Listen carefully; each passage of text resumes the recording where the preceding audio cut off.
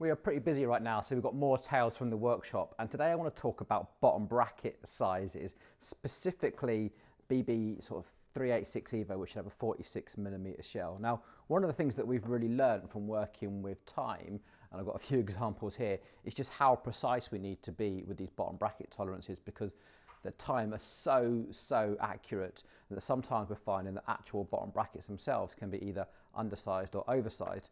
And the sort of discerning customer that is buying into time's precision also wants precision from their components. So we've gone through a whole voyage of discovery trying to find stuff out. And while Hambini is doing other things, he's got no stock at the moment for stuff we need. So we're having to look for other alternative sources. And we're kind of finding our way through things. So this is a customer who just fitted this bottom bracket. Now, they've particularly asked for a rotor bottom bracket with double lip seals because they're going to ride this in all conditions. So they wanted something that was good and weatherproof. So this is feeling beautifully smooth, but we're not going to get that lovely smooth rotation because of all the friction seals. But what I've got laid out here is what we've been learning fairly recently when we've been exploring with Seabear and Rotor. Now, Rotor is probably, the ceramic ones are our favourite. Now, you don't get much more of a faster spin with these, but they do tend to last an awful lot longer. They're still a steel race, but the balls inside are ceramic, so they're a harder wearing material, so you get a longer service life. And when you're essentially gluing these in with Loctite retaining compound, it's better that these really do stay put and you get a good long service life. But the regular and quite good value for money, actually, Rotor ones have also been proving pretty good. We recently struggled to get hold of a dub version, so they're the big 29.8mm for dub. So we experimented with Seabear, and this came through, and we've been measuring it, and we've been communicating and trying to look things up on the Seabear website. Now, I don't want to go as far as saying Seabear are wrong, because most of this is actually on their website. You just got to dive into it. So this is the Seabear website, and it says, why Seabear? Down here it says, no Loctite or glue in, optimal, tight fit, just press in.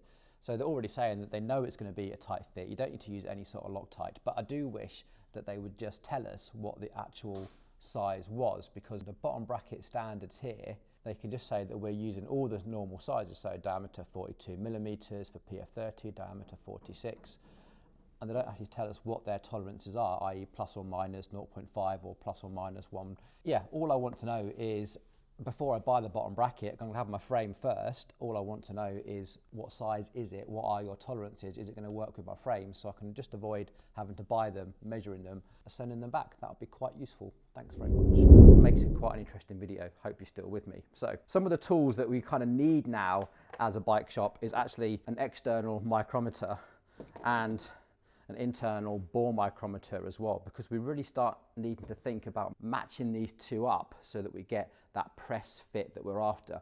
We're not looking for an interference fit or a fit that is too tight. We need everything to work optimally.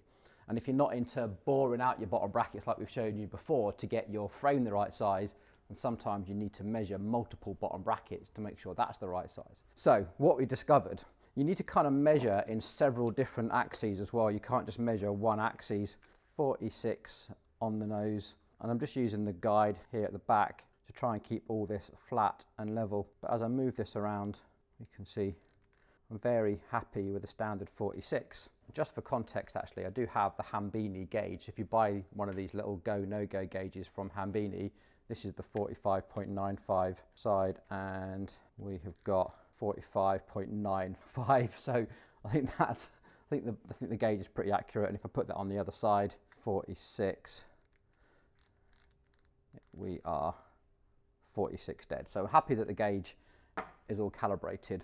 Now, even on the cheaper rotor, we are getting those sorts of numbers, 46 dead. Now, the Seabear one, we've been measuring at 46.1. Moving this around the circle a little bit and trying to measure various points, 46.03, 46.68. So we have a little bit of an oversized problem here, 46.1 again. And this goes on both sides. Now, we have had issues with Seabear in the past. In fact, I've got an old one here. This is one that you can see that we've wrestled out of a frame. We did get it out without damaging the frame. It took some effort, but the reason why this got so stuck is this is actually a BB30. So BB30 should be exactly 42mm. And here we have 42.1. With Sea Bear, we are consistently about 0.1 of a millimetre. I'm not going to say oversized because Sea Bear have got a little bit upset about this in the past. But before we move on to that, I just want to show you the time frames. And we've got, this is what they call a bore micrometer. How you use these depends on the various models. This is a manual one, and if you've never used a micrometer like this, most of them work in one rotation is 0.5 millimetre. And we have little sections in here that we put out, and there's a little calibration ring in here that is exactly 44 millimeters, so we can calibrate everything with this. Now this isn't perfect, you sort of need to move it around the bottom bracket shell, but this is the Time ADHX 45.